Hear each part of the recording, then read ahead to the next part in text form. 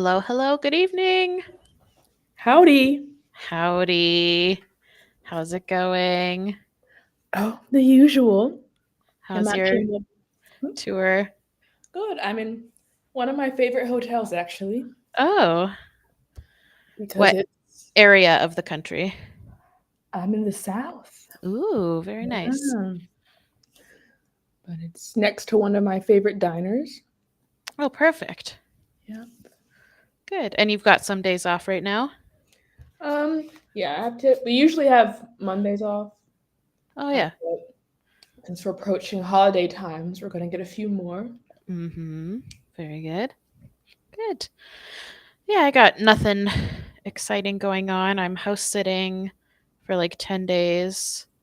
So, probably going to try to cram in a bunch of streams this week. And take advantage of the time I have. So that'll be fun. Streamapalooza. Exactly.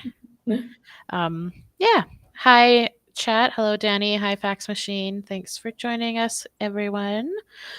So yeah, the stream that we have this evening is something that I've been trying to potentially do with expired milk for I think close to a year. Yes. I think we started talking about it a little bit before Christmas last year. Right. And the stars never quite aligned.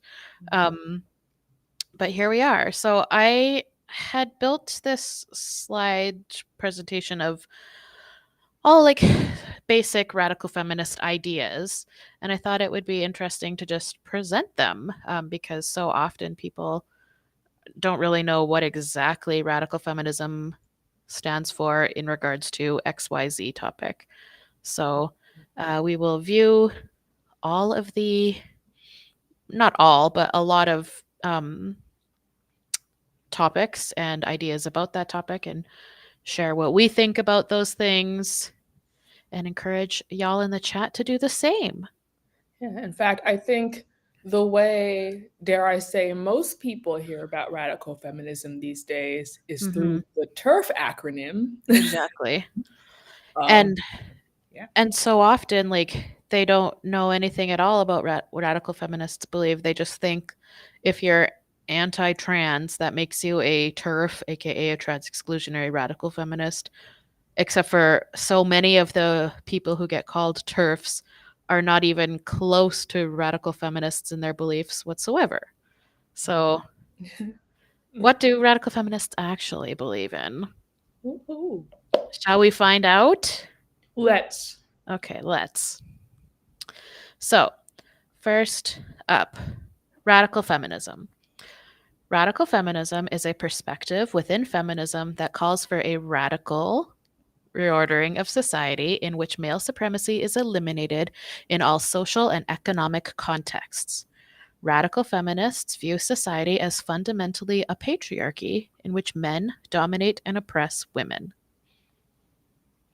Indeed. And this kind of overarching view, I feel like a lot of people encounter this and think, this is an impossible goal, Mm-hmm. so let's not try. Right. One very basic way that I kind of describe radical feminism in like super layman's terms, laywoman's terms, is liberal feminism wants to get into the boys' clubhouse, but radical feminism wants to destroy it and rebuild from the ground up. Indeed. And kind of the core to doing that, as we'll probably get to in this slideshow, is even in your own personal lives, I think it's all about reasserting your humanity. Because Yes.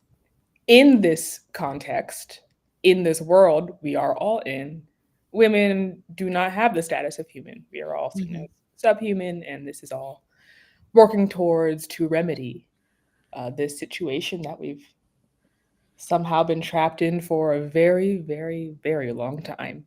Yes. Yes, and not only seeing your own humanity, but also like acknowledging and fighting for the humanity of your fellow woman. Um, I find a lot of liberal feminist views or ideas is all about what do I want? What makes me feel good? What do I think is empowering? And that That's not gonna. Alas, Yeah.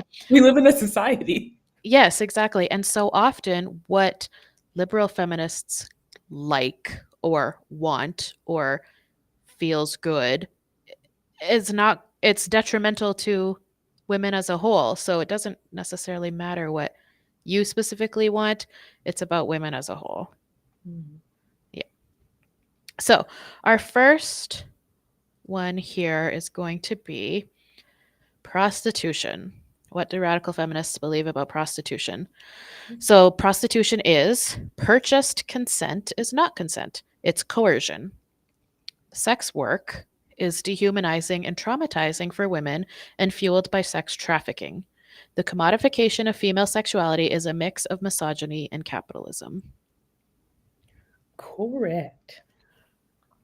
And I feel like, I guess, in the liberal feminism perspective, there has been this, well, I guess in general, well, I'll talk about America specifically. I think from the liberal feminist perspective is American culture Mm-hmm. has felt a certain way about sex and sexuality, and part of its big mission to allegedly uproot this is to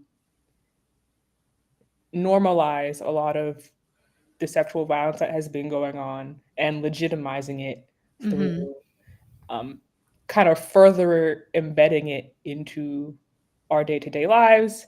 That's where you get the sex workers work stuff Yep. and them comparing prostitution to, oh, you can get paid for sex just like you get paid for flipping burgers at McDonald's. These are not the same things. Yeah. And acknowledging that usually in this argument leads to this whole, well, you just think that because of XYZ religious blah blah blah. No, it Mm-hmm. actually is, as we can see here, traumatizing. I believe um, women who have been kind of trapped in prostitutions do report higher rates of PTSD than people who go to war, which Yep. is something that no one ever seems to want to talk about. Mm-hmm.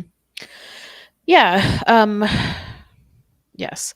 So I, in my day job, like I work with women who are prostituted. I would never, and they would never refer to themselves as sex workers. They might call themselves streetwalkers or prostitutes, but so often these women are not working, quote unquote, working for their own goal. They're being prostituted by a pimp. He is controlling her money. He is controlling her whereabouts, her freedom of movement, everything. Um, and I think a study recently came out, or maybe in the last, I don't know, 5 years or so, that showed that sex trafficking is significantly higher in countries with decriminalized or legal prostitution. Imagine that. Such as, is it Germany that has? Germany, Amsterdam, Netherlands, I mean, Australia. Brothels are legal in Australia. I did not know that.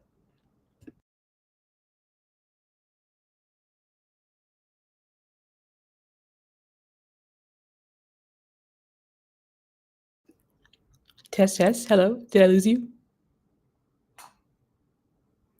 Oh no.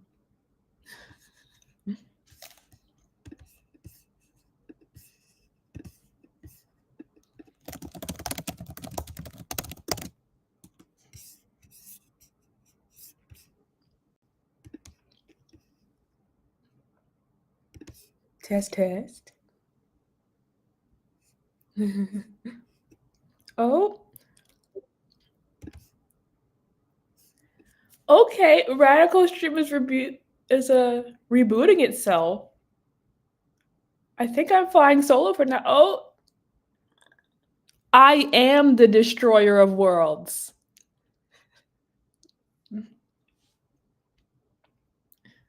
Radical will be right back after this short commercial break, everybody. But who's in the chat today? Hi, Capricorn. And Robin, Fax Machine, Danny?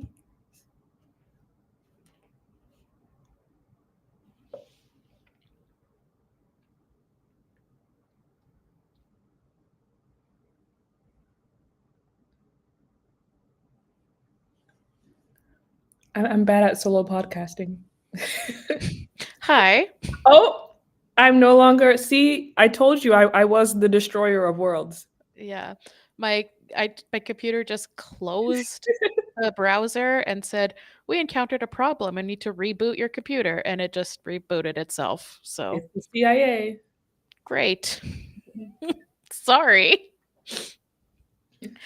Anyway, I think just as it killed me, I was saying that brothels are legal in Australia. Um, and that, yeah, countries wherein prostitution is legalized show much higher rates of sex trafficking and human trafficking than countries where it is not legal. Correct. I just, yeah, I find as a radical feminist like such frustration in the sex work is work crowd, or it's her choice, because so often the people who are espousing these beliefs are coming from a place of like girls taking OnlyFans pictures in their bedrooms, Yeah. like in the physical safety of their bedrooms. They never want to listen to women who are prostituted on the street. Like, it doesn't matter what they think or feel as long as liberal white women are happy with their OnlyFans accounts. That's what's important, apparently. Yeah. And I would say, even those women who are, I guess, happy making their Yeah, OnlyFans, quote unquote if, if, happy. if you dig into their history, they didn't happen upon this decision of theirs by chance. Of Usually, course, of course. there's usually a long yellow brick road. You're like, okay. Hmm.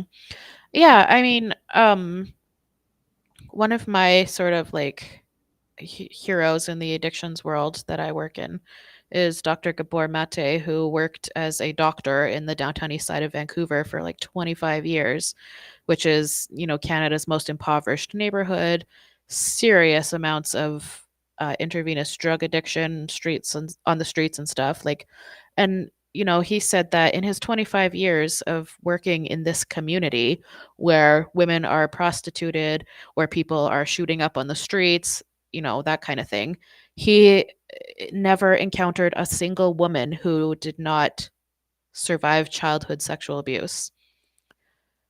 100% of the women he encountered in his career, certainly 100% of the women I encounter in my work, 100% of them have Mhm. a history of childhood sexual abuse. Um, nothing exists in a vacuum. Yeah. Yeah. Frustrating. Very frustrating. Always. But in a similar vein here, our next one is pornography. So similar vein, it's just prostitution on camera. Mhm. See previous slide. uh, Female sexuality shouldn't be monetized and sold for male entertainment. The industry is rife with rape, abuse, coercion, trafficked women, drugged women, and CSAM. That's child sexual abuse materials. It harms not only the women involved physically and mentally, but harms also the viewers in the long run. you know, Um, alongside the alongside the pornography industry also came in. I don't exactly know when this all started, but I do remember them talking to us about it way back in high school. Of mhm. it kind of being, I think, normal in relationships now, where women are producing their own pornography of themselves within the relationship, and that has kind of become an expectation. Ugh, Um, yeah. so again, you see these tendrils that they start one place, they then come and infect everything, and Yep. it all kind of stems back to the same source material. Yeah. Um, One thing I have always kind of said about pornography, because people will say that well, some women are choosing to make Mhm. pornography. And nobody would really ever deny that that isn't true. Like, obviously, there are some. But how do you know? Um, can you view pornographic material and be 100% certain that the woman in the material is consenting? Never. No, you can't. It's impossible to know 100%. Um, and so, in order to therefore consume pornographic material, you need to be okay and accepting of the idea that you could be watching rape. Uh, and any person with a soul shouldn't be comfortable with that. Mhm. Yeah. Capricorn says, I don't like when people are anti porn for the sake of purity and ED. What do you mean there? Education? Education, maybe.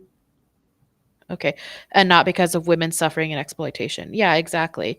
Um, yeah, a lot of people come at it from a purity mindset where it's just damning to souls rather than damning to a real human being woman who's being abused on camera. Yeah, which is why an anti-porn and anti-prostitution viewpoint is often Yeah. conflated with conservative values. Hmm. And it's actually me stating such opinions again when I was in college that was actually getting me labeled as an anti-feminist by a lot of people. Yeah. To my It is confusion. no kidding. It is baffling that being against the sexual abuse and exploitation of women and girls, frankly, uh, is considered conservative. Pornhub went through a lot of lawsuits for having content featuring minors and refusing to take it down. Um, that is shocking. That is shocking.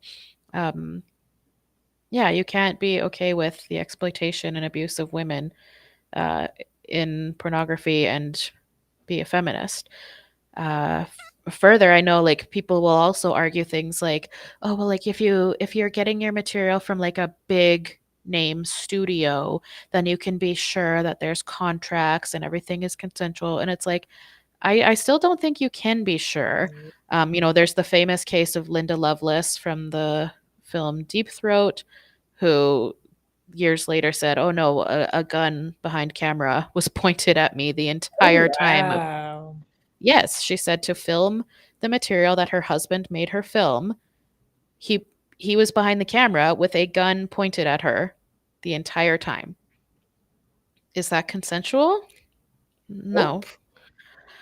Um, and then again, when it comes to like big pornography studios, which is an insane phrase to even say at all, um, they have a process of so-called consent, wherein before filming begin or officially begins, they will film the actress verbally consenting to what is about to take place.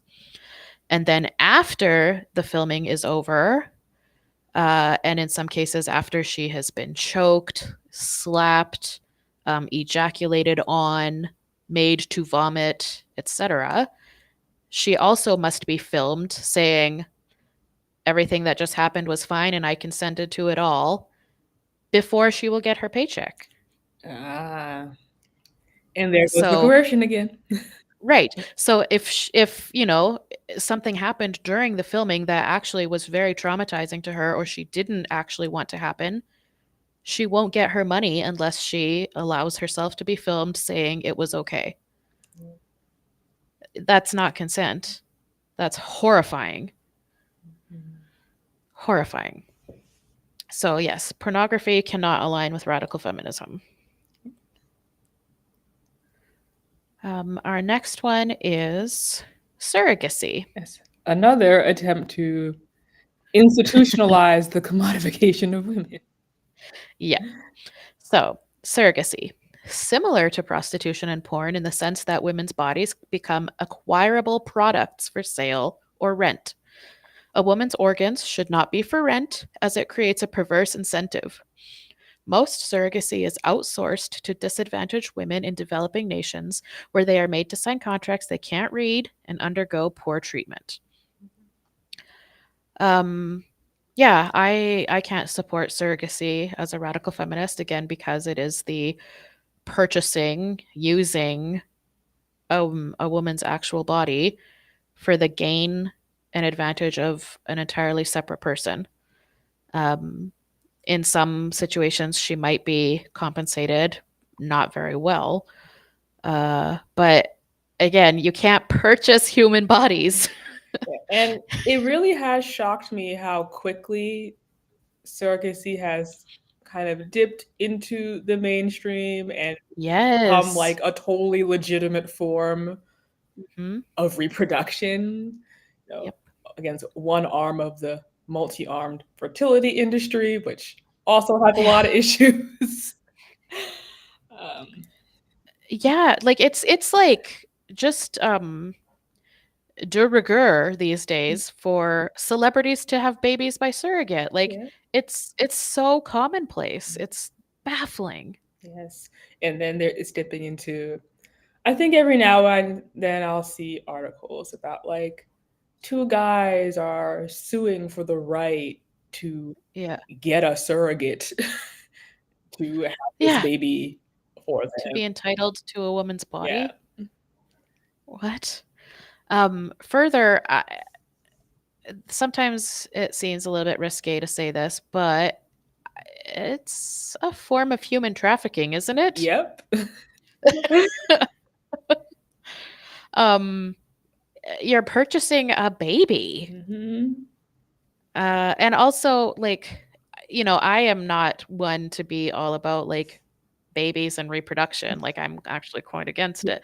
But, but I feel like if a woman, I don't care what the egg and the sperm came from, if a woman grew that baby in her Then body, it's her baby. it's her baby. And to like take it away from her and to take the baby away from the mother is, I think that's got to be traumatizing on some level. Emotionally certainly, but also like hormonally. Mhm. Um Pregnancy and delivery and postpartum hormones are no joke.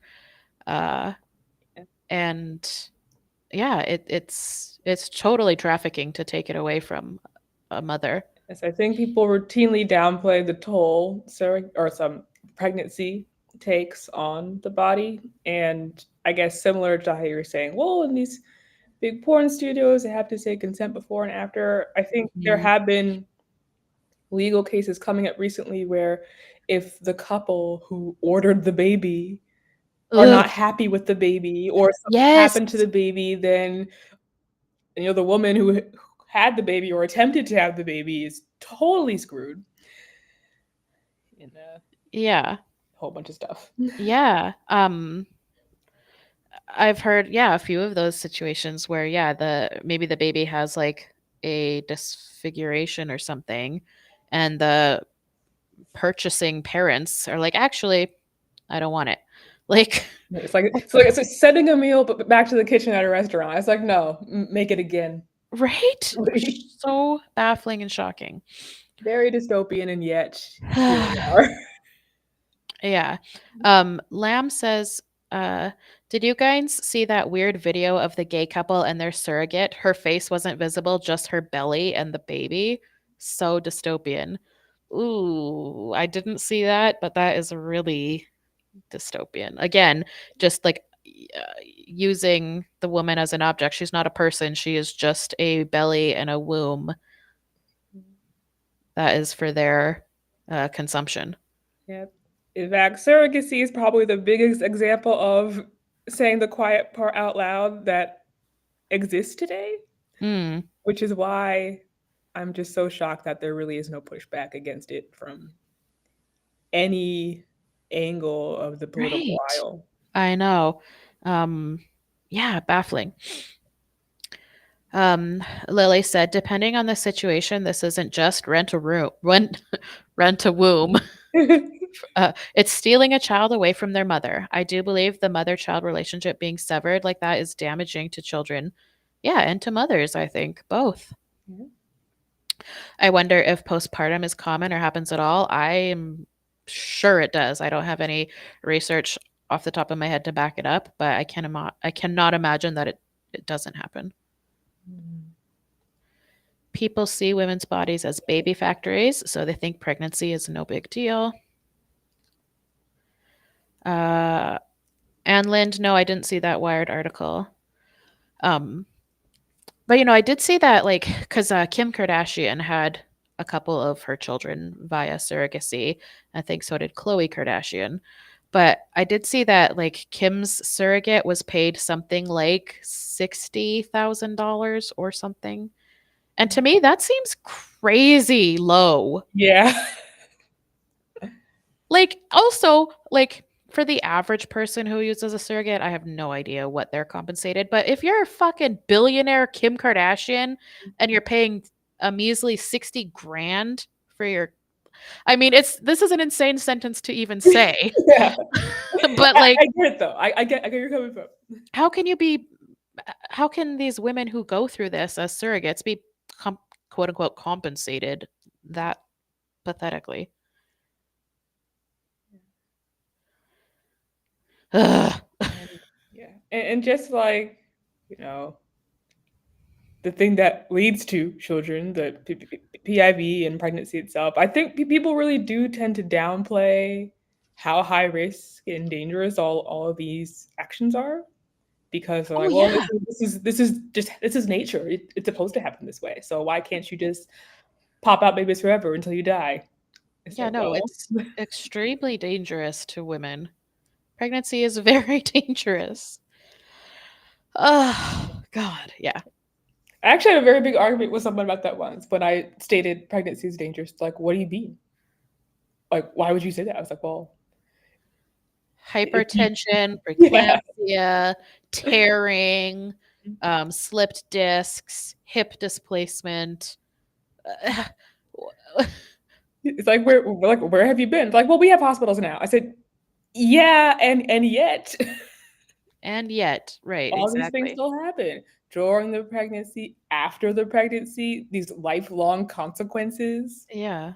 that no one It's wants to not talk just some willy-nilly thing. Like, ugh, gosh. Um, so this all kind of reaches into our next topic, which is bodily autonomy. So, a woman should have complete and utter control of her reproductive system, including abortion, birth, and sterilization, have access to informed and accurate medical care, have complete control over when and if she engages in sex with a partner, and understanding that PIV intercourse is often a very unequal act. about for some of the reasons we've already talked about. Exactly. A woman should have complete and utter control of her reproductive system, which means she should decide when, if, and how she gets pregnant or stays pregnant. Um, she should have access to informed and accurate medical care. And we know that is certainly not happening for women in the first world West, let alone the rest of the world. um, Complete control over when she engages in sex with a partner. That doesn't happen everywhere in the world. Yep. Every single place on earth, uh, women are raped. Mhm. And yeah, and the idea that heterosexual intercourse is often an unequal act, as far as the pain and suffering that can happen to women when engaging in such things, as far as the consequences of heterosexual intercourse, like pregnancy, um, which, of course, exclusively falls on a woman, the Yeah. pregnancy itself and the child rearing after. A man does not have to be involved in any of that. Um, yeah, having complete and sole authority over a woman's body is a requirement in radical feminism. Yeah. And the other things I feel like pretty much every major what would we call a gynecological issue Uh huh. that a woman could have. is usually directly related to PIV. Oh yeah. Yes. Um ST STDs that turn into cancers. Mhm. Um yeah. Yeah. Yeah. And then not even just on like a on the dangers and risks, but even so like if you are a happy heterosexual woman engaging in heterosexual sex, even the, the quote unquote good is unequal.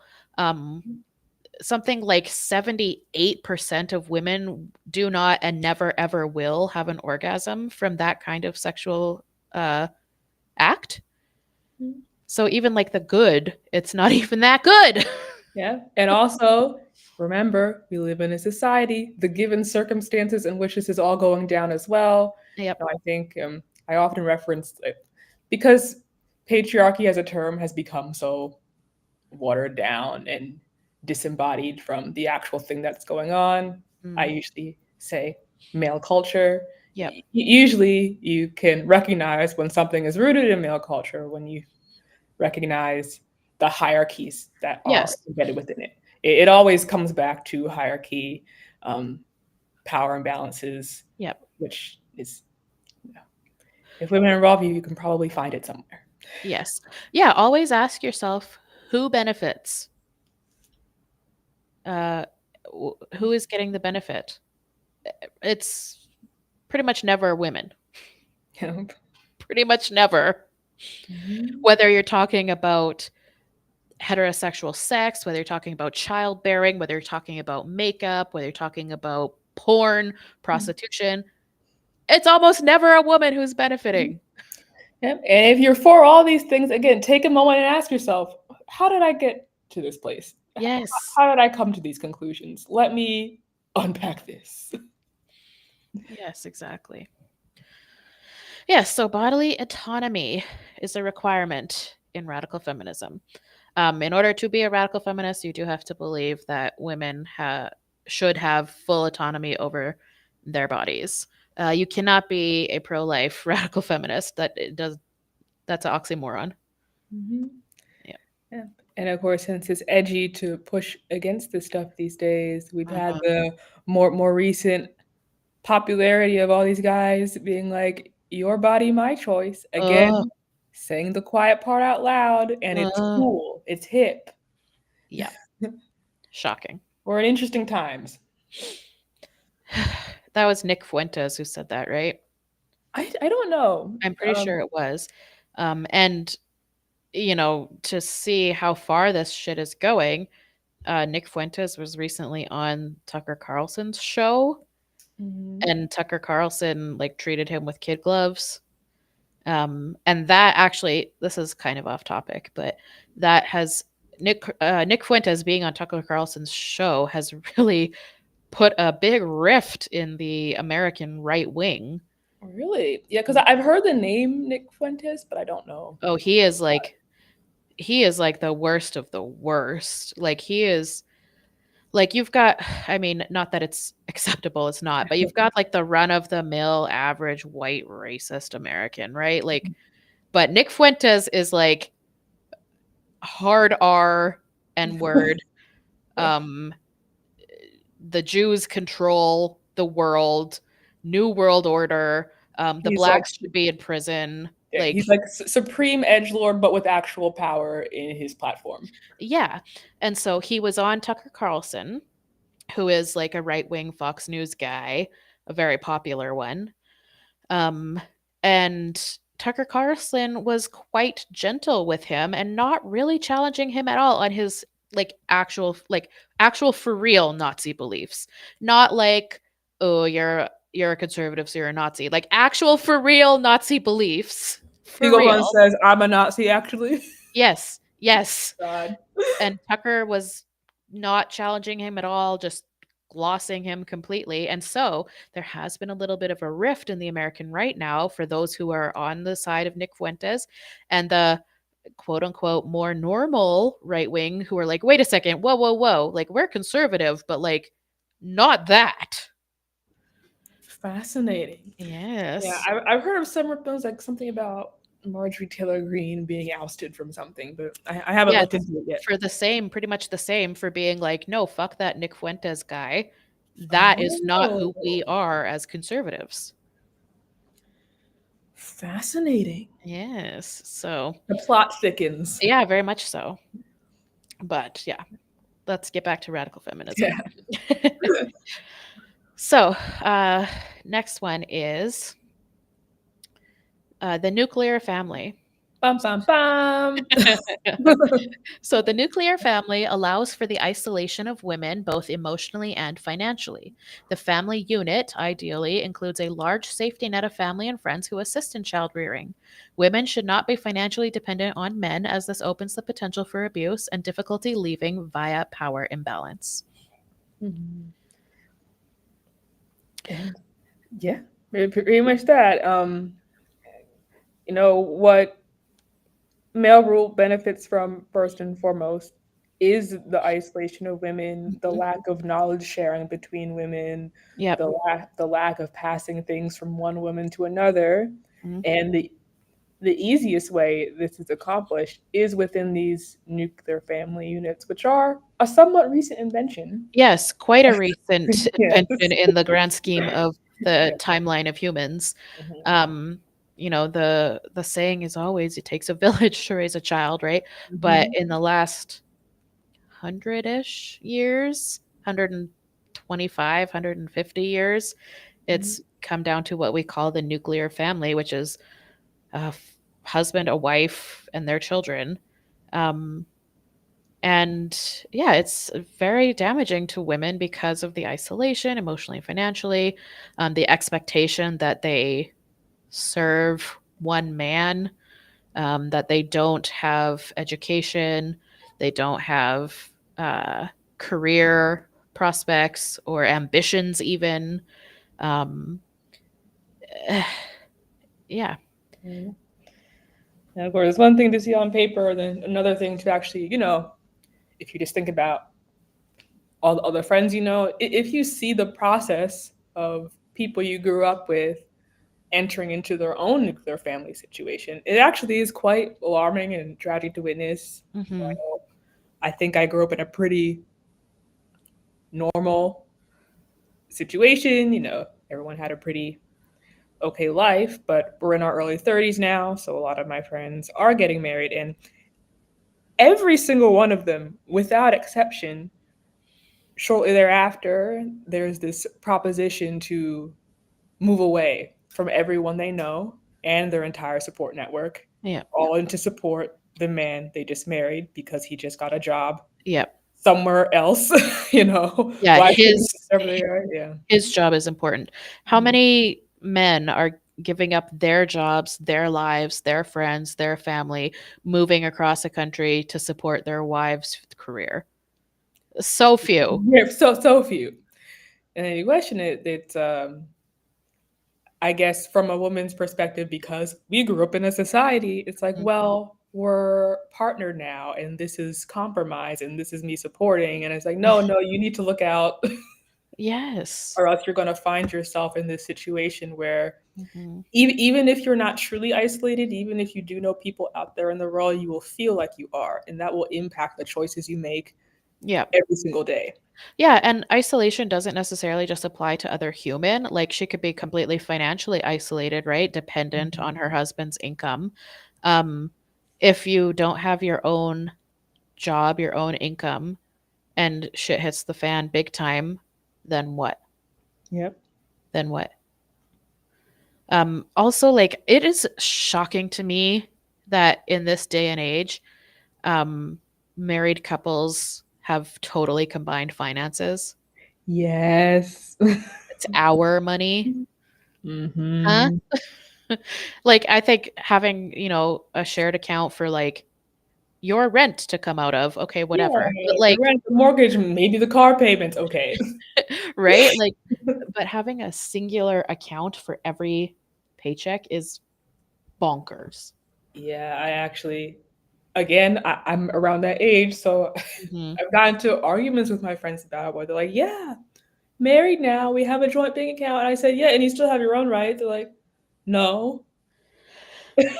Yeah, it's crazy how like we as women have only been allowed to have bank accounts for like 50 years Yeah. and women are tossing them away.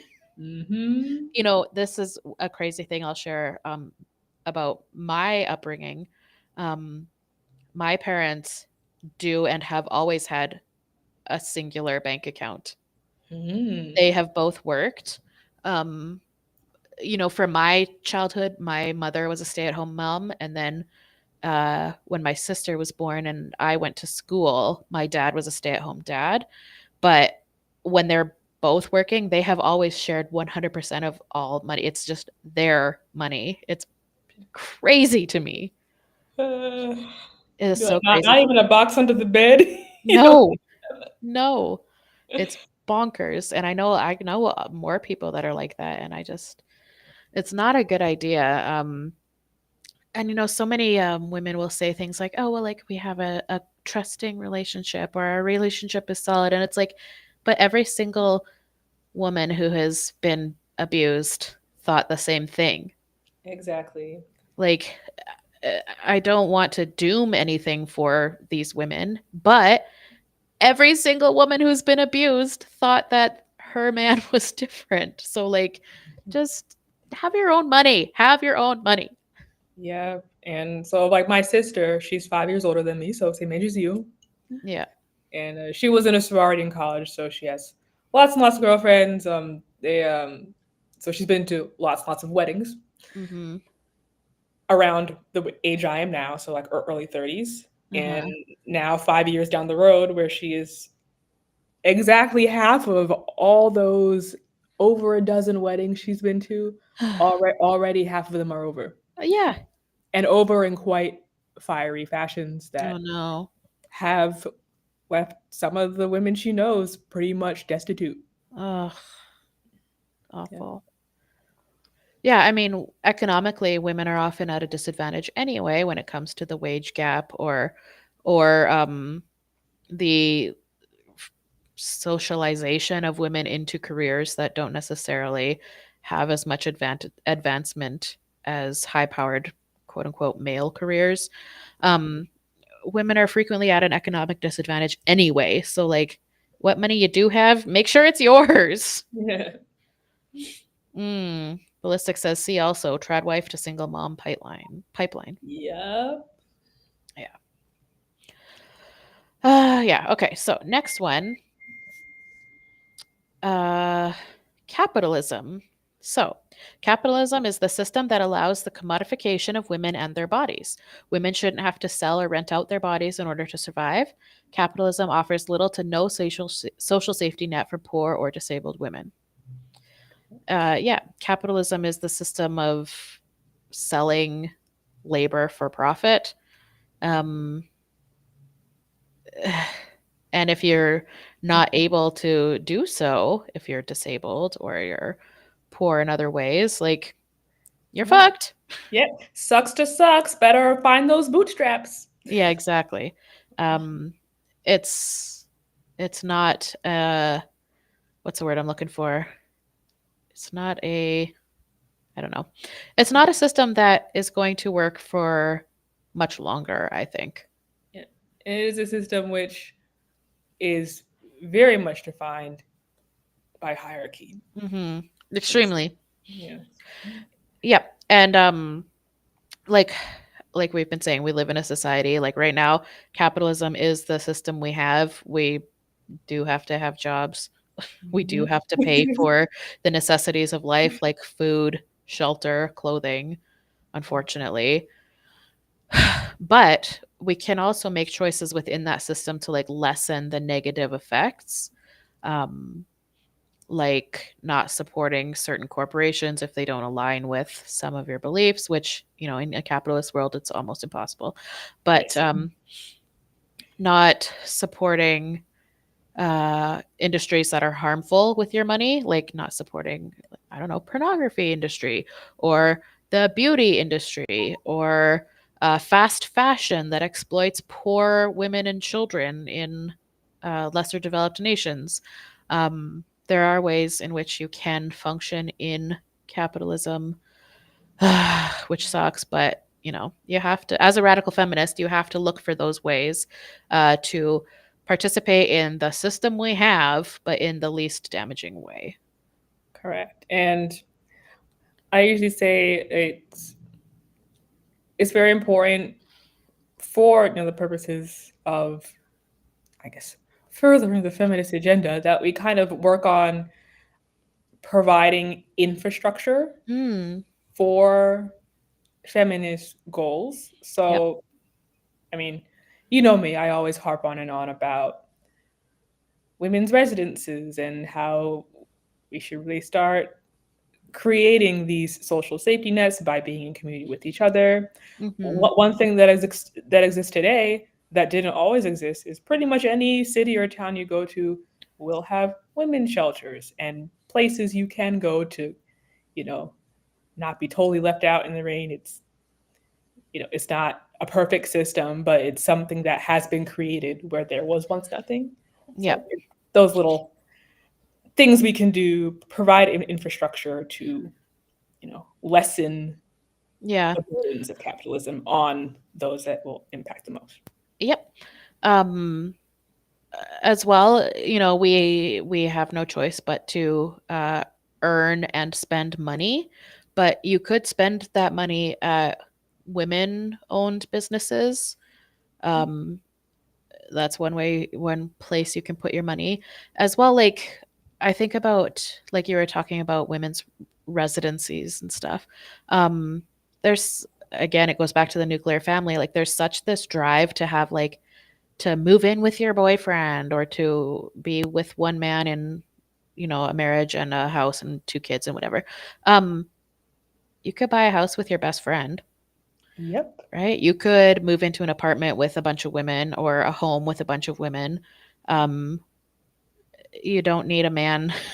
Why would a man be there? Like, Though in New York City, if it's five or more women, it's legally a brothel automatically. what? Yes. Just by five or more women existing under the same roof? Yeah, or at least that's how it was when I was in college. So the way you could get around it is if it was designated as a student dormitory, then it wouldn't be considered Whoa. a brothel. Or if it was my situation where I'm in a literal convent, in which case, no, it is not a brothel.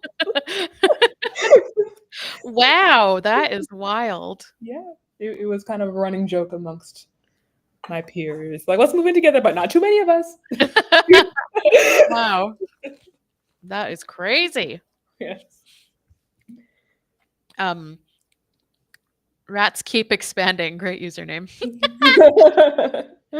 Says, capitalism, coercion as it relates to sex work and marriage. Men admit being a wife is being a lifetime sex worker.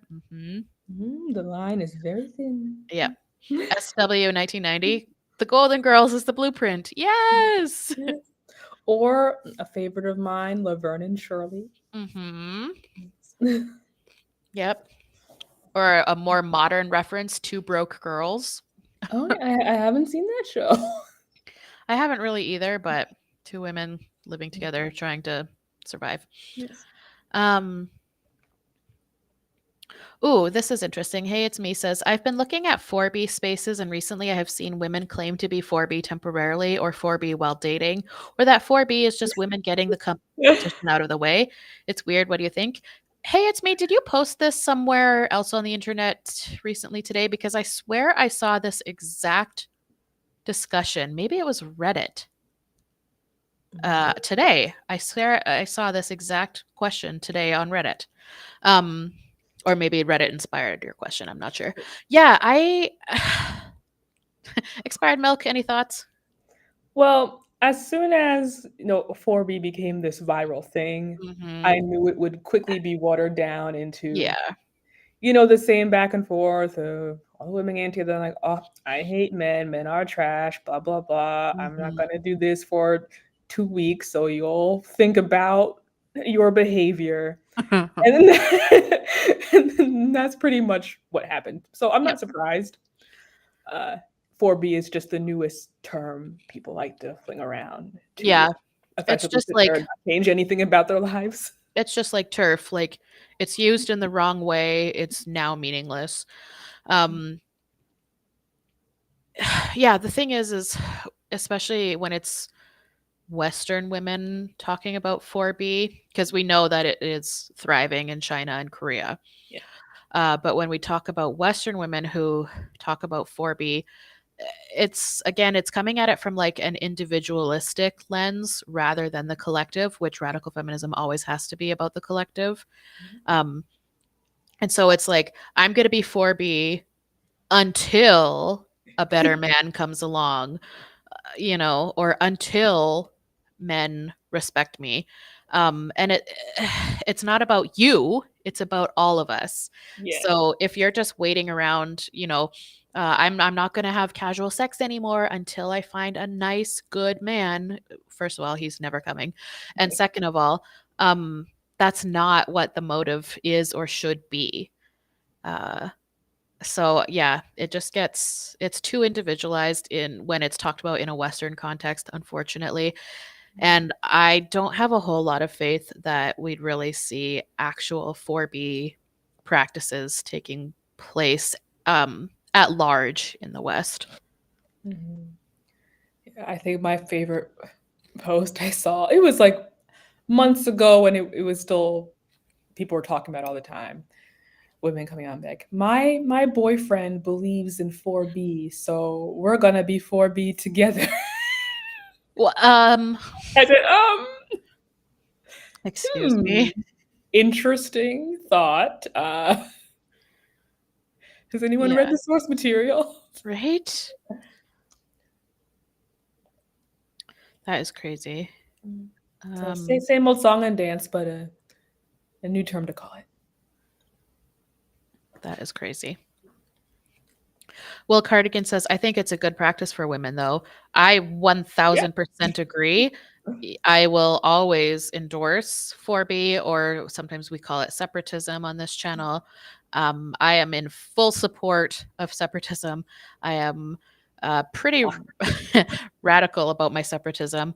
I think it's absolutely a good practice for women. I just don't think that liberal Western women are as invested in the liberation of the collective of women, and rather it's about what's good for me, which uh,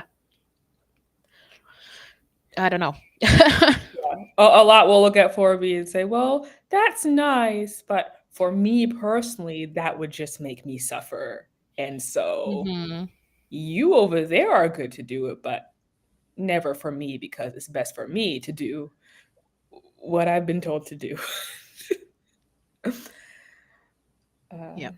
And but honestly, I think when it did kind of reach the airwaves over here, hmm I found it interesting how it was framed as this extremist last resort situation.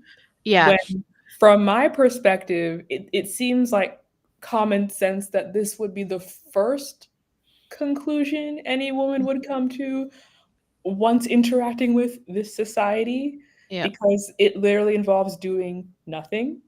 You don't, it takes no skill, no effort, just stop. Yeah. Interesting. So, hey, it's me followed up saying, I saw a YouTube video posted where comments said women are encouraging us to be single as a way to get the competition out of the way. Oh, that is so fucking depressing. That's See, I keep coming into this way of thinking. Like I encounter this. Like it's giving. What was it? I think I read somewhere. Oh yeah, well, all women know that you can't be friends with someone who's prettier than you. And I'm Oh, like, God. wait, what? We all know that? Is that a thing? I don't. That's crazy to me. Like, not that it literally matters in any way, but I would Yeah. say all of my friends are exclusively prettier than me. Yeah. And that's not like self-deprecating or anything. Like, it truly doesn't matter. But like, how sad to experience life and relationships in that lens. Mhm. And I think that's the same mode of thinking where, again, I've also encountered this belief that I think a lot of women out there truly believe that female friendship is a myth, right? Ugh. That there is no collect what's the right word? Collectivity community between women because there was always this constant competition at play, which is just a very sad way to view life. And I Mhm. feel really bad for women who have had experiences that have led them to that conclusion.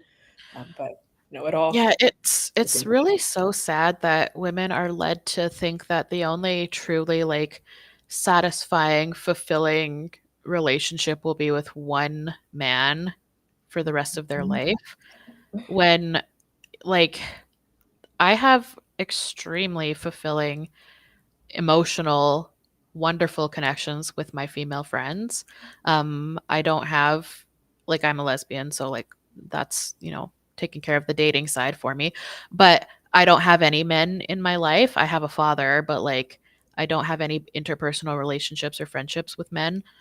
Um, and I wish that more women would put their energy and their love, not romantic love, but, like, their energy and their love into the women in their lives, because you can have extremely fulfilling, happy connection interpersonally with women. I don't Mhm. understand.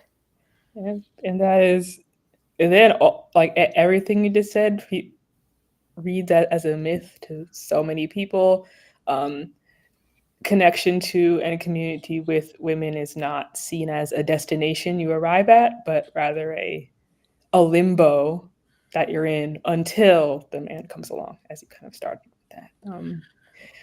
Yeah, Will Cardigan points out he doesn't think of 4B as doing nothing, which is true. It is going against expectations, all that. But I guess if we look at 4B and just what it's talking about, what is it? No sex with men, no raising kids, no dating, no Dating and no marriage. marrying. Yeah. Those are all non non actions, really. I mean, I get you might Hmm. be if you're on the conveyor belt of life, it might take a detour on your part. Yeah, I think what if I can speak for you, expired milk, I think what you're saying is, um, living a 4B life is the natural state of being. In Correct. order to date a man, to marry a man, to have children with a man, to have sex with a man, you have to do something. You have to act, you have to pursue, you have to do. You got to Um, take this detour. yes, exactly. Uh, it takes literally no work of any kind at all to not date, not marry, not sleep with, and not have children. You do nothing to achieve those things. So in order to date, marry, sleep with, or have children, you have to actually take action. Um, and avoiding those things is a non-action. You have to do nothing in order to avoid those things. It's very easy to avoid doing those things because you literally just don't do them. Particularly if you live in the modern Western world. Yes, of course. Yeah, I would not say this about, like, a nomadic Yemeni tribal Yeah. girl.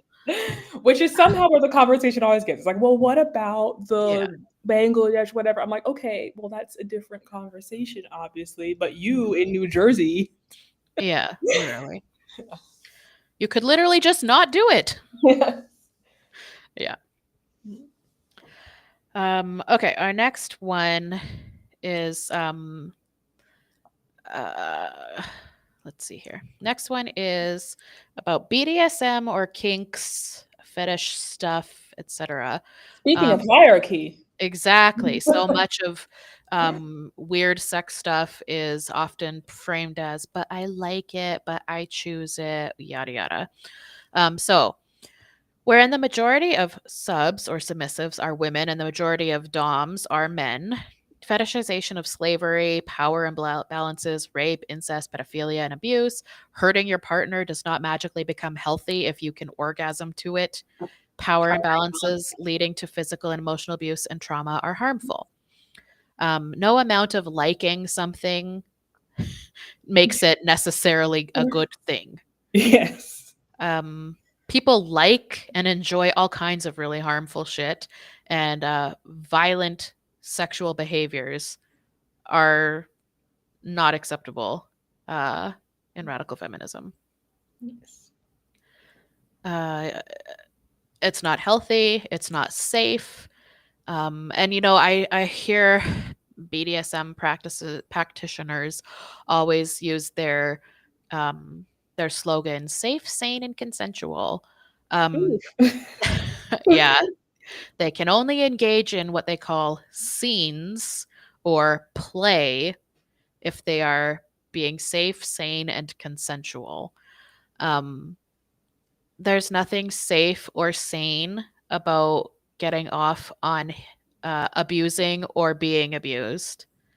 Mhm. Um, And also, I think we read an article about it before, but choking in yes, particular has, again, drifted out of this BDSM subculture, I suppose, yes. into day-to-day regular dating lives of young people. Yeah, what was the stat? It was something shocking like 60% of girls reported the first time they were choked was when by the age of 12. Mhm. And again, like people talk about that in the terms of like erotic asphyxiation or even the word choking. It's not, it's Mhm. strangling. I can speak English. Mhm. Um, and watering it down with these flowery words like safe, sane, consensual, or erotic asphyxiation, or they call hitting, punching, whipping. They call it impact play. Uh, It's yeah. violence and eroticized violence, whether you are the receiver or the giver. There's nothing sane about that. And again, also the power imbalances, especially in male female couplings. Yeah. And I heard that it's also seeping its way into, I guess, legal proceedings where Oh, yeah. punishments are different if a woman was, strangled to death by her partner during these scenes, I suppose they call it, Yep. versus no, Yeah. any other situation. Yeah. Yes, men who strangle women to death get out of any prison time because it's argued that it was just a sex accident. Whoopsie. Yeah. Okay. Shocking. Lily says the least sexy thing I can think of is harming my partner. Yeah. Exactly, which is the first thing that seems like the first conclusion people would arrive at, and yet similar to surrogacy and definitely like pornography, which is where I assume this all started. Yep. Uh, it's just everywhere now, Yep. and if you say something against it, you're I don't know, Yep. conservative nut. Yep. Um, I just looked at my slides coming. I actually got a few more to go, so maybe we should move it along a little bit quicker. I don't know what kind of time you have, Yeah, but I let's don't want go. to keep you forever. I didn't realize how many slides I had actually put in this thing. So Yeah. let's move on. Um, patriarchal religions. So all holy books were written by men and served to maintain and legitimize patriarchal power. Patriarchal religions falsely attribute the gift of creation to men, when in reality, every man on earth was shaped from the flesh of women. The creation, they attribute creation to men, and usually in all these stories, the spread of evil to women. Yeah, exactly. And then men have to come in and rein everything back together, or else it'll Yeah, chaos. there's that, and there's also the understanding in patriarchal religious texts that men are the leaders of women, men are the superiors of women, women are to be subservient to men, women are not to be seen or heard in some situations. Um, most situations, uh, women are to defer to their husbands or if they're unmarried, to their fathers or brothers. Women are uh, restricted from social life, not only social life, but working life, careers, advancement. Um, there cannot be anything feminist about patriarchal religion, patriarchal gods, um, and a way of life that not even suggests, but outright says that women are uh, less than men. Correct. And you can turn to any of the source material. I guarantee you, by page 5 of any major religious text, you will see what's going on. Yeah. Yep. Christian feminist, Muslim feminist, oxymorons. Yes. All of which are sequels to each other. Yeah, They're all in the same canon. exactly. Yeah, exactly. That's that one. Next, we've got postmodernism or queer theory. So, Another religion. yeah, another religion. Exactly. Very good, expired milk. Mhm. So, radical feminism is based on materialism. Women are oppressed because of our biological reality, which is not subjective, subjectable to changes or personal interpretations either. Postmodernism and queer theory are. Yep. Um, yeah, postmodernism and queer theory is all about the personal identity and feelings. Trans women are women because a man says he is based on the feelings in his brain. Whereas, and further, those men are the most oppressed of all just because they say so. Because they watched pornography of a woman being strangled by a man and thought, yes, I am her. Yep, exactly. Whereas the physical reality of female biology, whether that be our severely understudied, under researched medical care, whether that be the susceptibility we have to violence and assault and rape, um, we are oppressed because of the biological realities of our bodies, because of the reproductive capacity of our bodies. Those are material, real, tangible, actual things that women deal with every day. Um, that is what oppression is based on, not on your own ideas about what your gender might be. How you feel that morning. Yeah. Yeah. We're based on the material reality, material, biological, tangible, real reality and qualities of women. Yes. As a 10-year-old, I told my doctor I was an alien. Alas, I am not. Didn't work out so good for you. I mean, the mothership might still come, so. Maybe, you never know. Yep, you never know. Next one we've touched on this a little bit, the beauty industry. So the beauty industry lines the pockets of men who profit on ever-changing standards of female beauty. It keeps women insecure, their value and self-worth forever dependent on the physical appeal to men, or to the standards that men set. Demands women change how we appear with makeup, shaving, dieting, surgeries to appear prepubescent, like lithe and hair free, which is part of what we identify as pedophilia culture. Uh, there is no feminist world in which the beauty industry can be included. Correct. And this is somehow often the Controversial. hottest topic. Mm-hmm. It really sets people off, this part. Yep. Um, but I'll point out how we're talking about this whole prepubescent thing, and that goes to power imbalance. And what do we Mm-hmm. find here again? Hierarchy. So what is this? Male culture. Male culture. Yeah. Every major beauty and cosmetics company is owned by a man. Every dollar you spend at Ulta or Sephora or whatever the fuck is going to men, and going to the oppression of women by upholding those standards of beauty and presentation for us. Um, there, we don't live in a vacuum. You're not performing femininity because you like it only.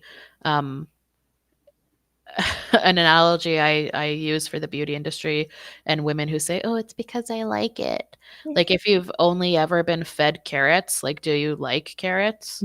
Or is just that's the only thing you've ever known?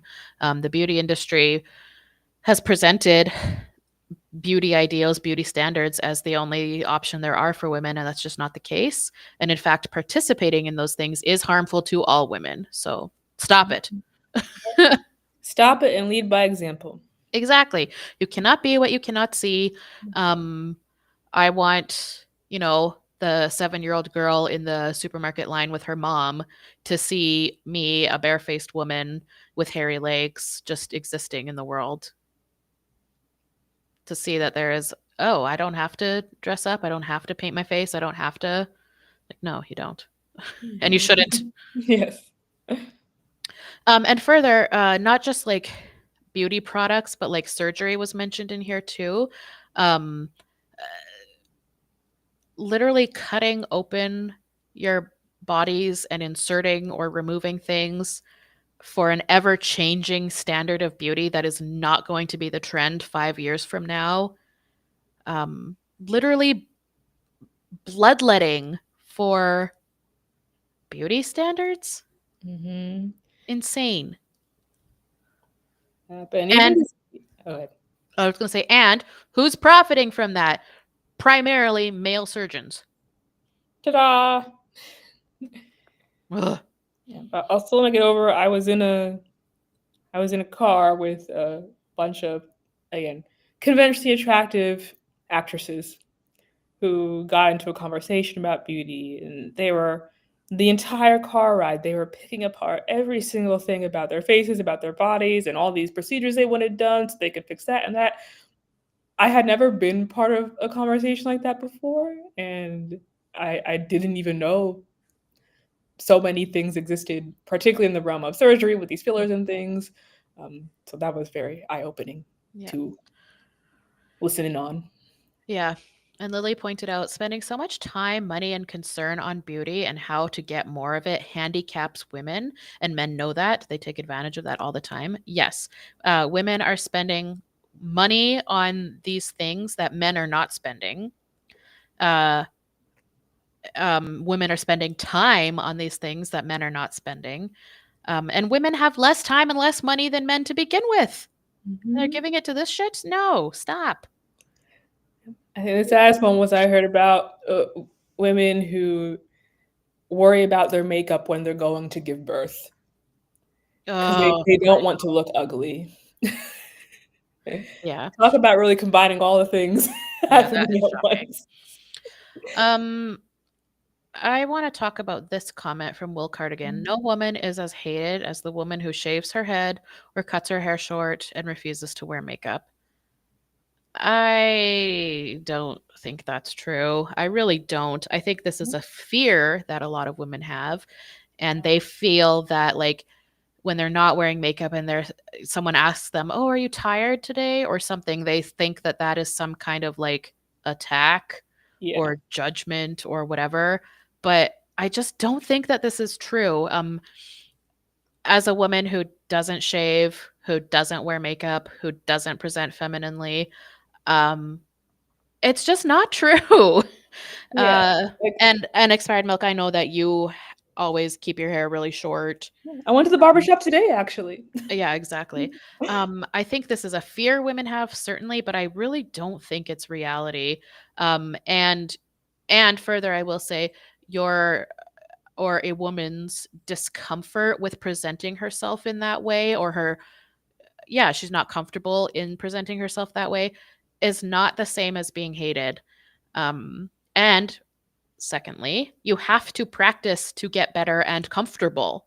You have to just do it. You have to, instead of using 12 makeup products every day, taper down to 6 and then to none. You have to just do it. You have to get practice in to be comfortable with your face, with the way your head looks, with the way your body looks. Um, yeah, Danny, get tired, told I look tired all the time. And so what? Yeah. So Okay. what? Maybe I look tired because I am tired. Um, I just, yeah, I don't think that the average woman going to work every day is hated for having a shaved head. I just don't think that that's the case. Yeah. And again, you have to practice these things to get comfortable with them. Um, there's so many times that there's excuses like, oh, people will look at me, oh, someone will stare, oh, I'm gonna get told I look sick. It's like, Okay, oh, and my skin's blotchy. Okay. yeah, so what? So are men's. No Yes. one gives a fuck. Right. And I think if you've kind of lived most of your like adult or even teenage life putting all these things on your face or like putting all this Mm-hmm. effort into looking a certain way, yeah, Mm-hmm. the first time you don't do it, someone might say something because Yep. you just walked in with a different face. That's unusual. Like, Yes. but for me, like I've never worn makeup. Yep. I've shaved my head frequently. Even before that, I was usually rocking cornrows, which again is not unusual, but maybe Yep. it's not, The the feminine standard. yeah, it's not the boilerplate, look. But that's the only way I've ever looked, so no one is surprised. Yeah. They might have opinions about it, but they've kept it to themselves, and I've had a very normal, very fulfilling life. Yeah. Will Cardigan says, I'm saying that there's power in not caring and men hate when women don't care. Good. Yeah. Women need to continue to not care and need to start not caring. Because what are we doing as radical feminists if we are not doing? Radical feminism requires action. You can't just say you believe in things, you need to do them. You have to walk what you talk. If you're participating in the beauty industry in any way, like purchasing cosmetics or having surgeries or whatever, that's antithetical to radical feminism at its beliefs, at its practice. Like, you have to do the thing. You can't just say you believe. Mhm. And I will also say, if you're not willing to do the things to live your values, maybe you're not ready for radical feminism, and that's okay. Like, it takes time and practice, but it does really bother me when there's it seems to be excuses to me. Like, it just really bothers me because I take a lot of pride in living my values. And if more women would also do so, it would be easier for the rest of us. The more who do these things, or who stop doing these things, frankly, who actually live their radical feminist values, the easier it's going to be for the rest of us. There's power in numbers. And when it is only a few women here and there, then we're not going to change anything. Yep. You got to do it. Mhm. Radical feminism is a doing behavior. You have to do the feminism. Yeah, but who cares what the dudes think? I know in high Yes. school, I went to an all-girls school, but there was an all-boys school across the street, so of course they decide to insert themselves in various Hmm. situations. One day they, I believe, like Mean Girl style, decide to distribute a list of my entire class around Ugh. both campuses, ranking us by appearance. Ugh. And in response, me and a few other people from my grade, all from different cliques, as one might call, went into the boys' school at night, put red marker and lipstick on tampons, and left them in all their urinals. Yo, the chaos. They got so mad. We got dragged into an assembly to talk about our unladylike behavior, and I'm like, What what am I about their what ungentlemanly like behavior? exactly? It's like, did no one just see this spectacle they put on the other day? We were provoked, and we responded in kind. Yeah. Ugh. Crazy. All right. Our next topic is heterosexual marriage. So, heterosexual marriage is the wheels on which patriarchy is carried forward. Historically, marriage has been nothing but a transaction. A daughter who belonged to her father now belongs to her husband. Her reproductive, domestic, emotional, and physical labor are at his disposal. This is how marriage continues to work culturally in a majority of societies. Yes, the concept of love marriage is like 120 years old, maybe. Maybe. Not even, I think, maybe like 100 years old, if even that. And it also is a very Western concept still to this day.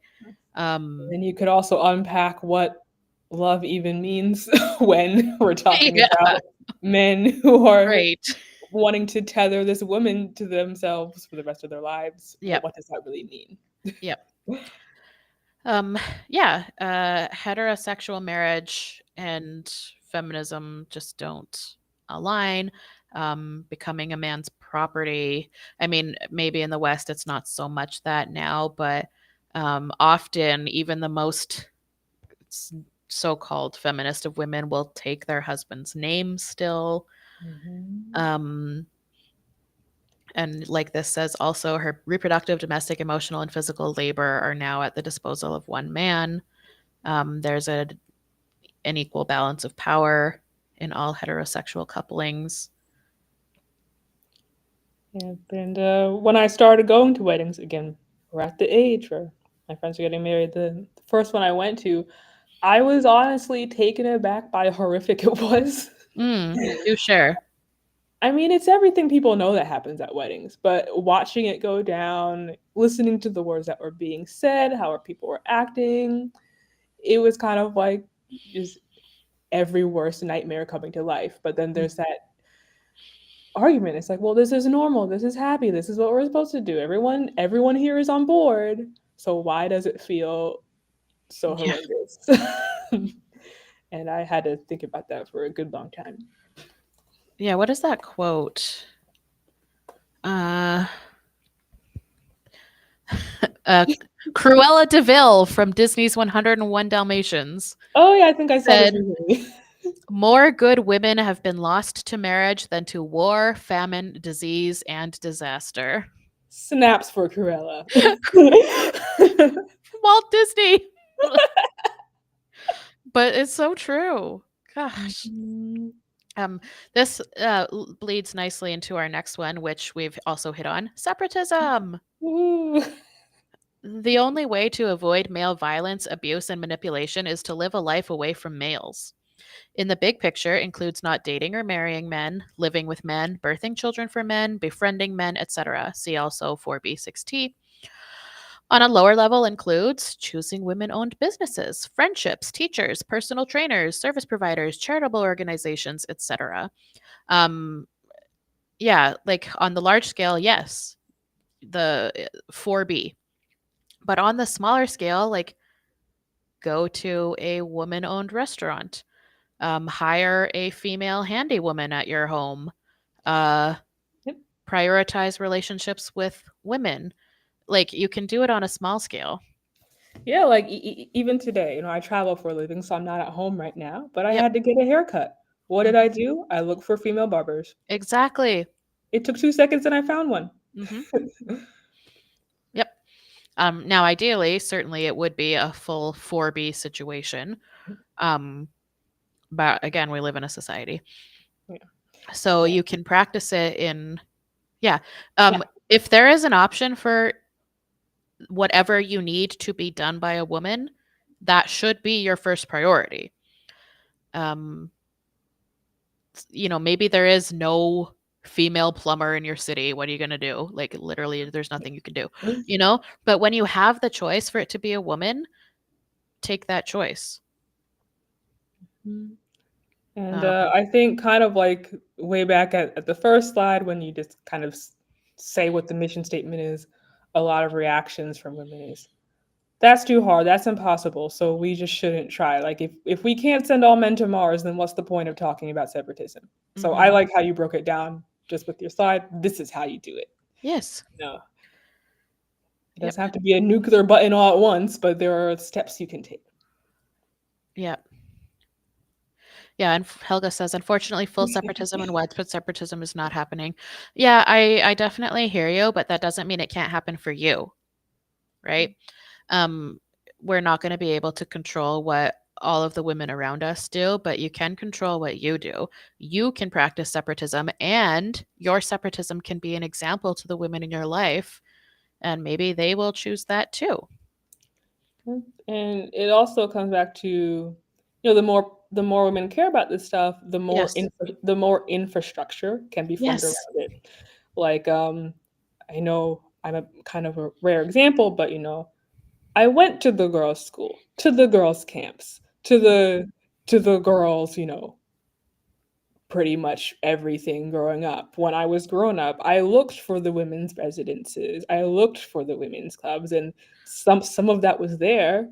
Some of that had to form organically just with how I socialize. But if it were normal for, instead of when women become adults saying, "Oh no, I can't pay rent on my own. I guess I have to have a boyfriend," to, "Oh no, I can't pay rent on my own. Let me go find other women to live with so we can support each other's Mhm. foray into adulthood." That Exactly. should be normal. It should always be a place that you can turn to. Yep. 100%. Um, into our next one, which is individualism as opposed to class solidarity, an often overlooked and hard issue to overcome. Most women gravitate towards liberal feminism because they don't have to analyze the reasons for their actions, don't have to come to difficult and unappealing conclusions, don't have to feel the need to take action and stop engaging in what they do that harms women as a class. Mm. As well, individualism affirms any choice as a personal one, despite what influenced that choice or how it may affect the female class at large. See plastic surgery. Makeup makes me feel confident. I like being hurt during sex. It's not about you. It's about the class of women and the suffering that the actions of one woman normalizes for all of us. And I often refer to this whole phenomenon as like, particularly in the West, everyone's just trying to make their own cage as comfortable as it can be. Mm-hmm. The When the gilded goal, cage. yes, the gilded cage. That should not be the goal. It Yep. should be to get rid of the cage for Yes. everyone. Exactly. Exactly. Next, we've got gender abolition. So, sex is innate, and gender is the roles, expectations, socialization, cultural practices, and personality traits applied to that sex. Sex is this baby has a vulva, and gender is so give that baby a pink blanket. Therefore, radical feminists understand gender is a means of oppressing women.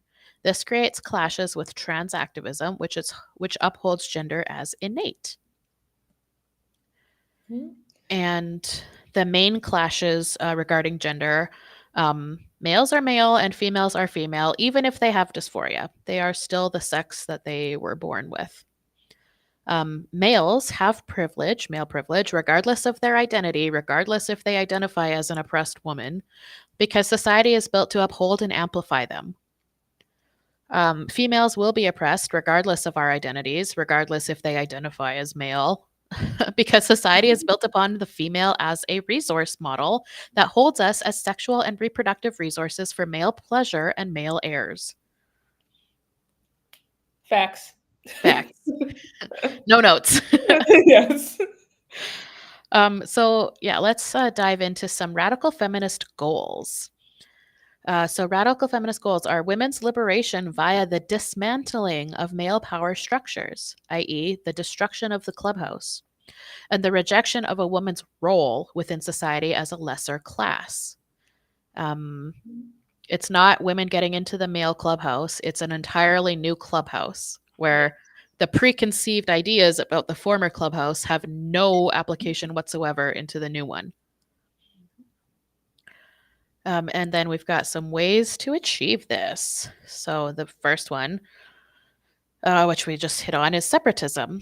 Um, Simply deciding to center life and actions around females in all possible aspects: friendships, familial relationships, business patronage, roommates, etc. The keeping and protecting of female only spaces such as bathrooms, change rooms, crisis centers, colleges, sports leagues, extracurriculars, etc. Infrastructure. Infrastructure. Um, Interesting question from Helga. Does abolishing gender mean that separatism is just a mean to bring about change? If gender is abolished, does that mean that separatism would not be needed anymore? No, because even if we get out of these gender roles, sex is still there, and Yes. sex is the basis upon which we are oppressed. Right. Yes, exactly. No notes.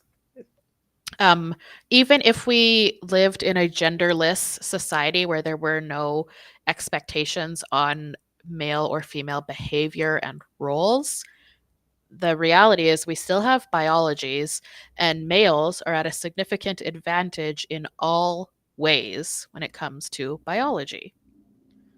Women will always be exploited for their biological reproductive resources. Which is where the whole story started to begin with. All this gender stuff came afterwards, but Yes, exactly. yeah. So, yeah, separatism and exclusion of males from spaces, that's uh, a significant radical feminist goal. Next one is introspection, analyzing our actions and asking ourselves, why do I want these things? What drives this action? Is this the healthiest option for me physically and mentally? Am I hurting a woman or a girl if I partake in this option? Um, Radical feminism requires radical introspection of our own choices in life, what led us to those choices, why we participate in those choices, and why we don't stop doing those things. Um, and then, of course, making the choice to stop participating in things that are harmful, such as femininity, um, male service, etc. Mhm. It's and that's not comfortable. Like it's not like you just decide one day, okay, I'm done now and I will have no feelings about this. Yeah. Like it takes introspection, it takes time, it takes practice. Um it's going to be uncomfortable. It's going to potentially hurt at times, like emotionally, mentally. Um but radical feminism is important enough for it to be worth it. Correct. And those are all kind of what'll come about if you're ever pushing against the status quo. Always, yes. Always. Um, okay. Raising awareness. So, raising awareness of all of the issues mentioned previously, talking to women and girls about radical feminism. This is not a solution, but it's a step towards finding or creating more solutions as a community. Um, Again, you can't be what you can't see. Um, Talk to the women in your life about radical feminist ideas. You don't have to say, hey, this is my idea as a radical feminist who's trans exclusionary. Like, you can just say things like, hey, wouldn't it be cool if we hired a woman plumber this time? You know, like Let it's it plant the seeds. exactly seed planting. Yep, And you might not see the the end of that story, but just know that you've sent people out in the world with just an idea that exactly. might grow into something more one day. Exactly.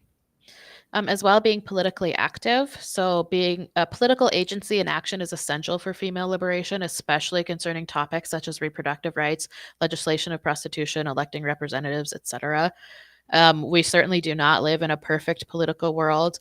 Very often, we are choosing the lesser of two evils when it comes to our political parties of who we're going to vote for. Especially true in the United States, where you really only have two. Um, but we have to work in the system we currently have, right? Our goal is, of course, to have a different system, but we got to work with what we've got. And so, yeah, focusing your politics on things that are important to women as a class is crucial. Hmm. Um, Always remember to vote. A lot of people died so you could. yeah, exactly. Yeah, and frankly, as a woman, you should absolutely be expressing your right to vote. Yeah. The suffragists did not throw themselves in front of racing horses to be trampled to death for us to not vote. They didn't burn buildings down and go on hunger strikes and be force fed in prison for us to not vote. Like those women were radical feminists. Talk They about being uncomfortable. acted. Talk about being uncomfortable. Talk about acting of living your values. Who today is doing that? No one in the US or Canada. Right. TikTok, TikTok, like I'm not saying like go and be potentially trampled to death because you believe in radical feminism, The goal should not but be taken to death. yeah, but also like there is shit you can and should be doing Mhm, as far as feminism. Like, yeah. mhm, Um so yes, next one is child rearing. So focus on advocacy and action around raising girls and boys the same way to begin to treat the class divide at the root. It's very difficult without full societal support, of course. Um, but yeah, focusing your time, attention, and energy on the female children in your life. And when I talk about this stuff as well as separatism, inevitably there's always comments about like, oh, so should mothers abandon their sons? And I just really have such little patience for that. Of course, no sane radical feminist would advocate that a woman abandon her children. yeah. Um, if you have an existing son, obviously raise him to the best of your ability with the tools you have at your disposal. Yes. But if you don't already have a son, Don't make one. thank you. Thank you. Yes.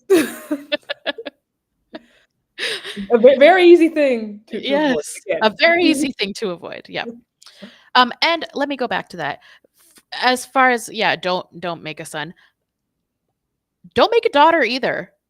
Right. I am an antinatalist. I think in the political, misogynist, and literal climate that we live Mhm. in, uh, I think it's unethical to bring innocent children into any of it, boys or girls.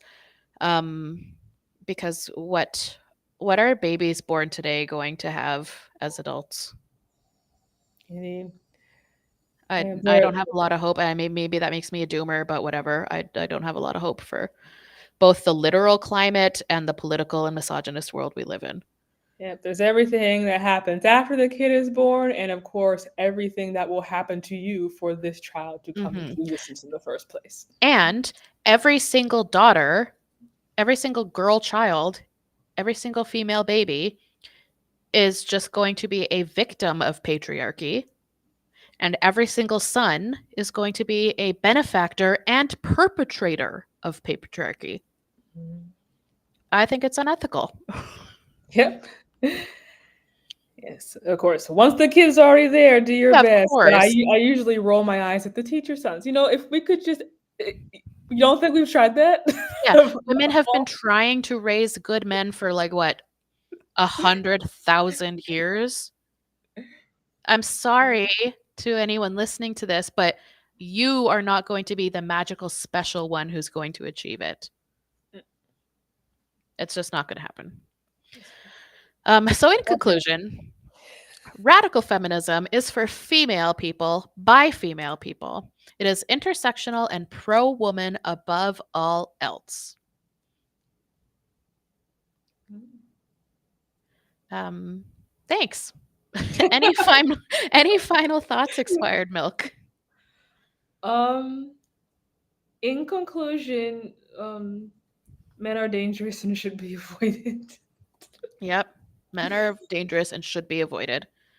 Yes. And I know we have some more questions in the chat about kind of the extent of Oh, separatism and all of the usual things. yep. So then the end goal would be complete male exclusion and separation forever, practicing separatism forever.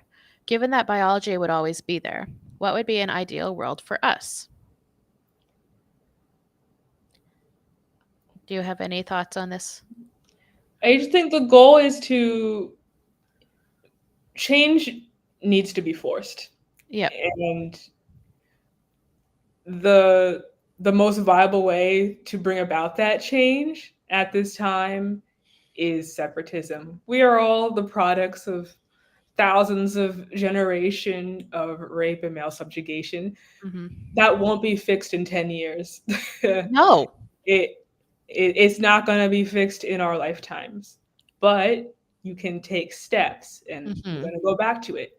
Creating infrastructure, creating different avenues to pursue, Mhm. different outcomes Yep. in life. Yes, there was a time in history when the women alive then could not envision a world where they were not considered property. There was a time where women alive could not envision a world where they would be allowed to leave their homes. There was a time when women could not envision being able to vote or have a job or a bank account or a credit card. And us today, we can't really envision a world where patriarchy doesn't exist at all or women are fully liberated. But that doesn't mean it won't come, right? So we have to be taking the steps in our lives today to leave a legacy for women to refer to in the future and say, okay, this is the steps they started. How are we going to continue it? Mm. Um, so yeah, the end goal would be complete male exclusion and separation forever in our lifetimes. Yes. Yeah. Yes. In our daughters and granddaughters' lifetimes, probably also yes. Because again, radical feminism, people talk about radical feminism as radical comes from the Latin root word radix, which means um, whole, the whole changing of society. But I also am of the belief that radical also means radical. It means complete, it means revolutionary, it means extreme restructuring. Are we going to restructure society in our lifetime? No, we're going to try, but probably it's not going to happen. But we can radically restructure the way we live our lives in this patriarchy. We can separate from men and from giving any of our energy to men. Um, and your life will be a lot more peaceful without them. Mhm. Yeah. So, yes, the goal right now, yes, is complete separation forever in our lifetime. Yes. Mm. Yes. And you'll be okay. It's an okay thing to do. Yeah. Another thing is, we can be, as you were kind of alluding to, yeah, things aren't great now, obviously, but we have come so far in a very short amount of time Mhm. comparatively.